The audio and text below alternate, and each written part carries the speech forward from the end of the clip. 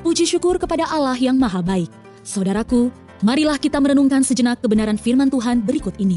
Pertama, seperti Yakub, kita hendaknya memanggil Allah dan Bapa dari Yesus Kristus. Ucapkanlah perkataannya sebagai doa kepadanya. Akuilah bahwa kita tidak layak akan kasih karunia-Nya. Bersyukurlah kepadanya untuk belas kasihannya. Mintalah keselamatan daripadanya. Nyatakanlah ketakutan hati kita dan perkuatlah iman kita dengan janji-janjinya.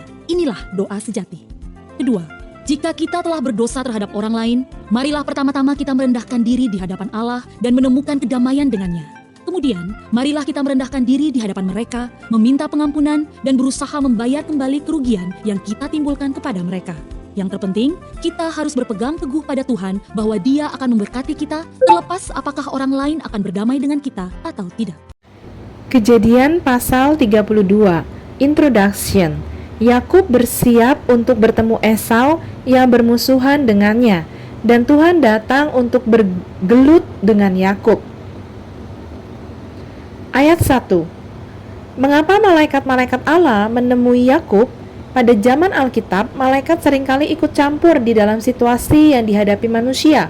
Meskipun malaikat biasanya tampil dalam bentuk manusia, malaikat-malaikat ini pasti tampak berbeda, karena Yakub segera mengenali mereka. Alasan mengapa malaikat-malaikat tersebut menemui Yakub tidak jelas. Namun karena kunjungan mereka, Yakub mengetahui bahwa Allah menyertai dia. Ayat 3. Terakhir kali, Yakub melihat Esau. Kakaknya itu sudah siap membunuhnya karena mencuri berkat keluarga. Esau begitu marah sehingga ia bersumpah untuk membunuh Yakub segera setelah ayah mereka, Ishak, meninggal dunia. Takut akan pertemuan mereka kembali, Yakub mengirim utusan untuk mendahuluinya dengan membawa berbagai pemberian. Dia berharap dapat membeli kebaikan hati Esau.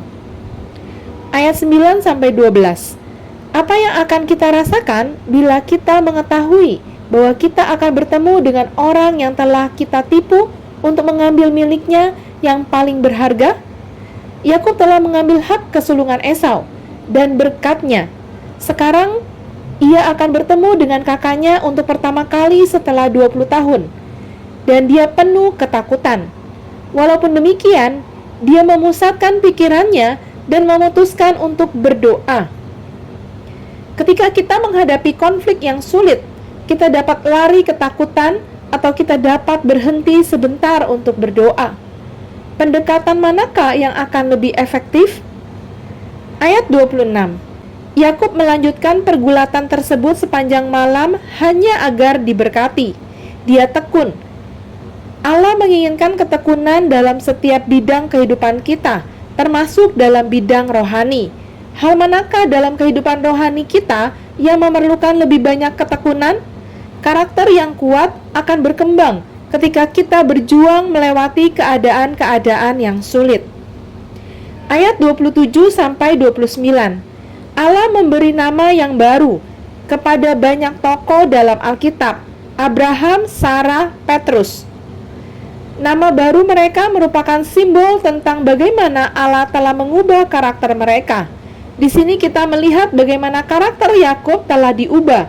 Yakub sang penipu yang ambisius menjadi Israel, orang yang bergumul dengan Allah dan menang. Amin.